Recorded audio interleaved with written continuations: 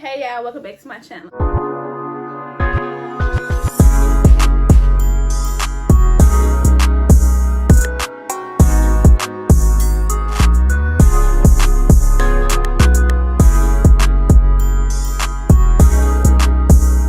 The reason why today's video is a little different is because it's like a sit down talk with me video.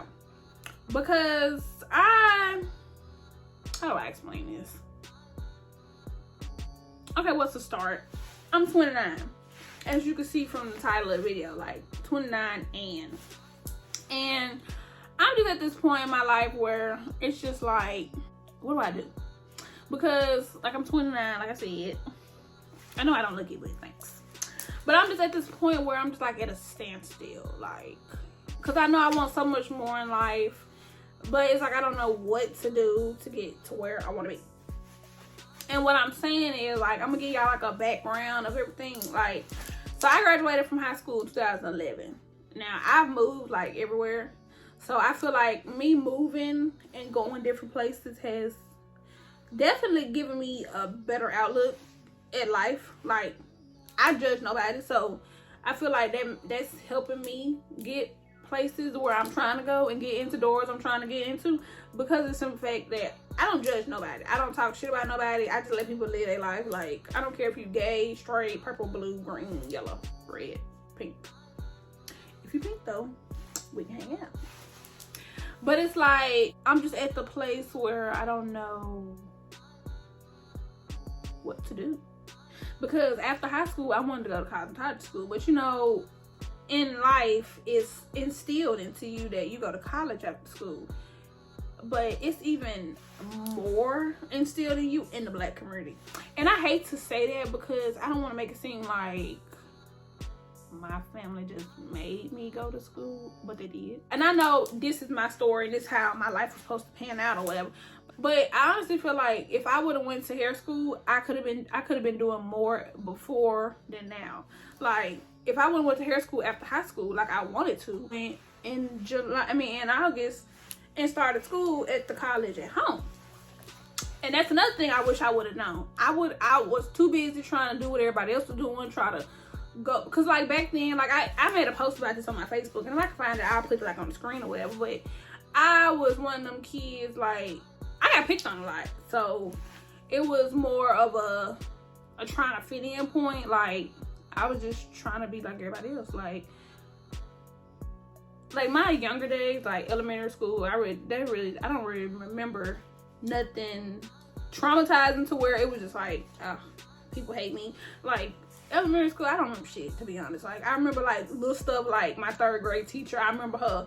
I remember my 5th grade teacher. What I do remember was like middle school, because I was in school in Florida. I used to go to Jim C. Bailey Middle School. And I remember exactly what I looked like. Like, my mom used to iron my clothes starch hard, like sit down, pants flooding like a motherfucker. So it's like I got picked on for like stupid shit, like my clothes flood, and she made me wear boy pants because of my shape. So my pants was not tight, or I had boobs, and they were some nice little boobs if I could date on myself. Like, I was still a tomboy. Like, I had big hair, but my mama used to, if I could find pictures of me in like the 6th grade, I would post them. Like, she used to do my hair like a little 6th grade girl. Like, you know how these girls now can wear box braids and stuff like that? I was not allowed. Like, I had to beg my mama friend to ask her to let me wear braids, and she still said no. Like, I could not wear braids.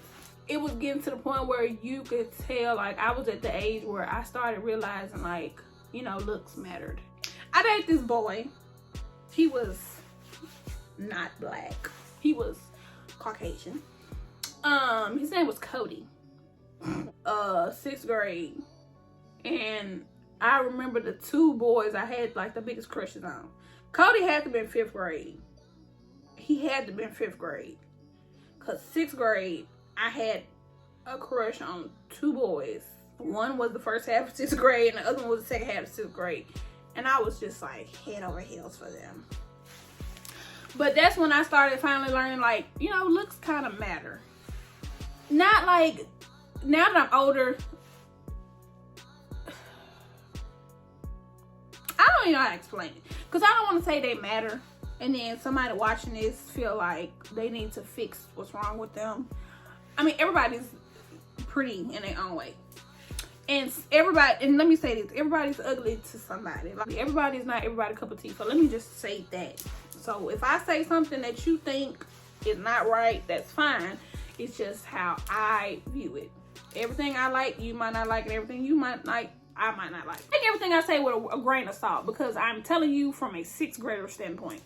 So I just realized, like, I should want to wear nicer clothing. Like, I had nice clothes. Like, I kept a nice pair of shoes on my feet and all that stuff, but nothing was form-fitting. And when I got into 6th grade and the girls I hung around with, I realized that I don't dress like them bitches. Like, 8th grade was Japan, and that's where things took a turn, because it was like I was at that age where I was very impressionable. Because I think, and I also think it's because I was the only child, so I didn't have like a close like best friend. So it's like, I feel like that's what made me be impressionable, because I just wanted that close friendship with somebody. So Japan was turmoil. It was bad. I should have never moved to Japan. But that was the best times of my life. Like, Japan is so, like, especially living on a military base, like, you could just do so much, because you cannot, it's like, they don't bother you in Japan. Like, I was allowed to do everything I could not do in America. Japan, like, I can say this now, like, I'm grown as hell now. Like, Japan got cigarettes in the vending machines on the streets, like, and there's no way to show an ID to get it, so we out there smoking cigarettes. We got, I don't know how was we getting liquor in Japan? Like, nobody that I hung out with was over the age of 18. So how was anybody getting alcohol? Unless it was somebody that's a senior getting, their parents getting it for them. I don't know. But we used to be drinking, smoking. Like, it wasn't ever no weed. Unless, shit, like, I don't know. Oh, wow. This is bad. This is bad for my memory. But it's like, I'm just like, Japan, it was like 8th grade. I hated 8th grade because I moved in, because I lived on the army base. Then I moved from what's that base? No, that was Zama. I went to Zama. So Zama American High School, but 8th grade was in the high school. So I went to Zama American High School. Then I went to Yokosuka and went to Yokosuka Middle School. And then I ended up going to now Kinnick High School, Yo-High Red Devils. So I was supposed to stay and graduate. Like, they was changing my mama orders. I was supposed to stay from 8th grade to 12th grade, and I was supposed to graduate in Japan. But they ended up moving us, and I cried and I cried, and I begged her to find somebody for me to stay with and give them power of attorney for me to stay and graduate in Japan. But she would not do it. She's not like me, and I'm convinced. I adore Japan. I really do. I remember every single thing that happened in Japan. When I tell you, from the day I stepped foot in that country, I remember everything. From staying in the Navy Lodge to crying about wanting to come home, asking my mom if I went home because she only could stay here for 2 years. She said, no, I gotta stay the full 3 because you came. Her leaving to go out to see me, moving to, what city is that? Was it Atsugi? It had to be Atsugi. Me having to move to Atsugi, meeting Tyra and Kane, going to school on Zama, meeting Tevin, and I just talked to him the other day. Damn, Kenneth, and all them folks from Atsugi, from Zama Base. Like, I remember everything. Like, it's crazy how, like, I can remember some stuff from Florida, but like 8th grade and up, I remember 9th grade. I shouldn't have been allowed to go to high school in Japan. Shouldn't have. 9th grade was a great time. So, but I feel like my 9th grade, it shouldn't have happened in 9th grade for me. My 9th grade should happen in like 11th grade. But you live, you learn. But yeah, Japan, if I could find the videos of me from Japan, I will show y'all. Like, there's no shame. Up the plate. You didn't live because you make me sick, god damn it. Big ass head. You know what? Your head is like taking up the whole camera. No, it's not. I'm zooming in. Nappy-headed bastard. Ew. E-man, hey, I put it. I was like, E-man, yeah, I was like, yeah, they got more money. For a nigga that get out, you still do be on my face. At least, I was like, I was calling E-man. Like, there's no way that was me. Like, I look totally different, but I was still cute. Huh? Because that's just what I wanted to wear. I didn't care back then. Like, I was busted, and I didn't give a fuck about nothing. But I think that's why people was cool with me, because that's just how I dressed, and they was like, we was big on territory back in Japan. Like, everybody rep where they were from, and I am born in Virginia, but I've never repped Virginia. Like, I'm from Mississippi. I've always, everywhere I moved, they were like, where you from? Like, Mississippi. I'm never gonna say I'm from Virginia, because I don't know shit about Virginia. Like, why was I drunk? Why did I go to prom in the 9th grade? I didn't go to prom, but why did I go to prom? That's another story for another day. Prom, oh, can't wait to tell y'all that. And there was 10th grade, 10th and 11th grade in Washington State. Racist, to say the least. Racist. That's really why I'm very heavy on being nice to people. Like, that whole state experience, I hated that. I hated the state of Washington State. It's depressing. It's racist. It's boring. And it's racist. Like, heavy on the racist. I had a best friend, her name was Sherelle. Hey, boo. She's white. And I adored her. Her family is very sweet. Like, we always swap turns, spend the night at each other's house. We borrowed each other's clothes all the time. Like, that was my best friend. Like, we never had no problems. Now, I had a best friend in Japan. Because there was this MySpace. I hope none of my friends from Japan see this, but there was this MySpace page. And we was all at the youth center. I'm gonna give y'all a whole video rundown on life in Japan. But there was this youth center on the base, like smack dab in the middle. And a MySpace page pops up. I'm talking about they going off on everybody. They talking grade A shit about everybody. But my friend, 10th grade best friend Sherelle, 11th grade, 10th grade Sherelle, my dog. Like, we never had no issues. Sherelle stayed at the house with us all the time. I stayed at her house all the time. I just liked her house. It was cool. It was like a upstairs, downstairs, basement. But it was confusing. It was like an upstairs, but the downstairs was underground. Or was it underground? Was it not underground? I just didn't understand how their house worked. I don't know. But I liked their house, so I was always there. And plus, when I went to her house, I could go everywhere. Which is how that went. You know, you go to somebody's house, you do. If you spend the night with your friend, you do what your friend does. So I went to Bremerton. No, I went to Olympic High School in Washington State. Should have never went. But I went to Olympic High School. I had to go there because where we lived at was the closest to Olympic. Now, what I didn't know was Bremerton High School was where the black folks went. The black folks I went to school with at Olympic was whitewashed. And I don't like saying stuff like that because I'm not that type of person. Like, I don't care how you carry yourself. Like, if you want to act a certain way, then you act a certain way. That's you.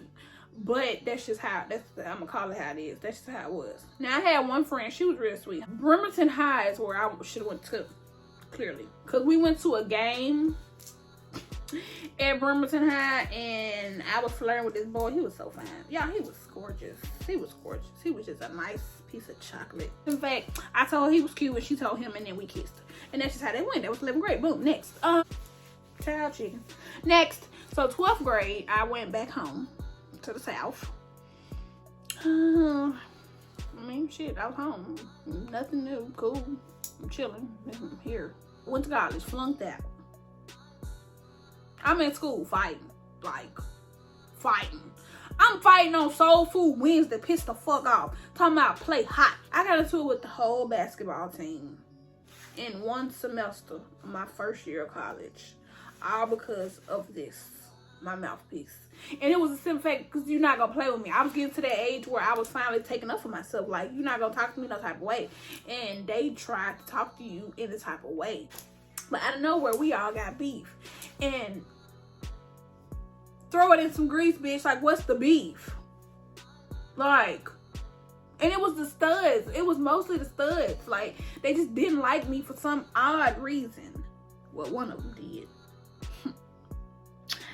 At times, she liked me. Well, actually, 3 of them did. But, and then 2 of them was my friends anyway, so I knew I ain't had no issues with them. But it's just the fact, like, hoes banging on doors trying to get in to fight me. But it's like, bitch, what? So then we get to arguing in the field. Okay, I went to Hines Community College in Utica. Y'all, literally, we could do whatever we want to at that place. They claim some days the boys come over here, we go over there. Them folks was always over there. We was doing prank wars. Boys put bags of shit on fire in front of our doors. Like, they was nasty at that school. That place was hell. Now, I met one boy. He was fine as fuck. His name was Gavin. Hey, Gavin.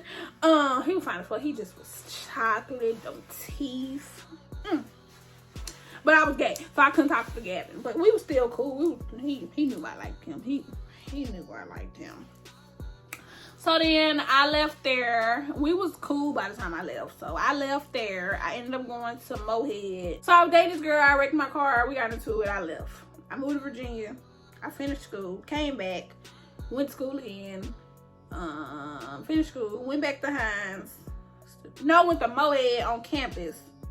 Passed. Doesn't really happen in Mohead. My roommate Tar, hey boo. And at the Mohead, I went back to Hines to be with my girlfriend. Flunked out. That was funny, because she would sit there and be like, you need to do your work. I never do my work, so why are you making me now?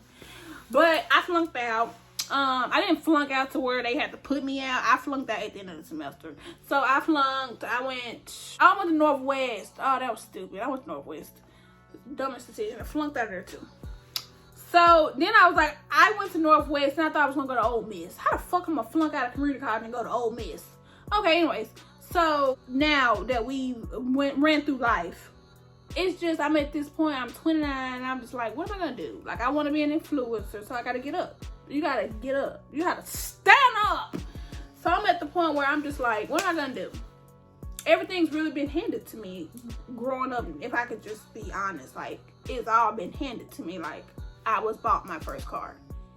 Anything I wanted, I got it. So it's like, I'm still in the mindset of breaking. You can't get everything you want from people no more because you're grown. What do I do?